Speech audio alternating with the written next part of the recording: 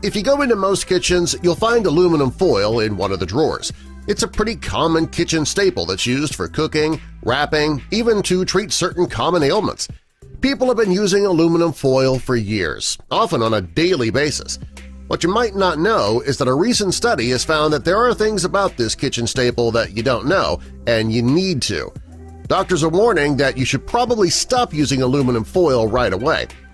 Aluminum is a neurotoxic-rich material.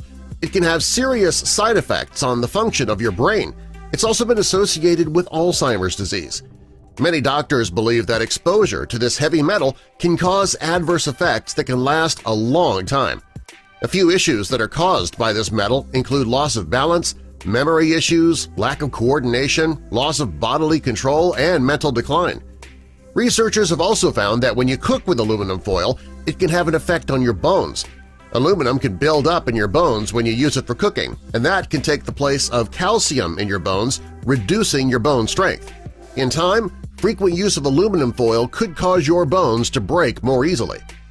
It's not just the brain and the bones that can be affected by cooking with aluminum foil either. Studies have shown that its use has been linked to pulmonary fibrosis as well. The study also showed that if you inhale aluminum particles, it can result in respiratory problems, and that often occurs when you grill using aluminum foil. If you cook with aluminum foil at very high temperatures, part of the metal can be emitted into the food, making it unsafe to eat. A chemical engineer researcher at the American University of Sharjah, Dr. Essam Zubaidi, evaluated the effects of aluminum and cooking, and his study found that when you cook one meal in aluminum foil, it can introduce up to 400 milligrams of aluminum into your food. According to the World Health Organization, the recommended daily allowance of aluminum is limited to only 60 milligrams a day. Since you can get 400 milligrams introduced in your food when you use it to cook in just one meal, you can see how dangerous this really is. Furthermore, the higher the temperature, the more leaching occurs and the more dangerous your food becomes. The doctor also found that while cooking with foil is a bad idea, it's even worse when you use it to cook vegetables like tomatoes, citrus juices, or spices. Unlike vitamins, minerals, and iron, our bodies don't need aluminum. Also, our body is not able to process it correctly. Since your body can't process aluminum, you wonder what happens to it after it's ingested? Studies have shown that it accumulates in your brain, lungs, kidney, liver, and even your thyroid, and that can put your health in great jeopardy. Aluminum can damage your central nervous system as well. Even worse, aluminum has been linked to autism in children. When children are exposed to aluminum in their drinking water, it can cause bone, brain, and kidney disease.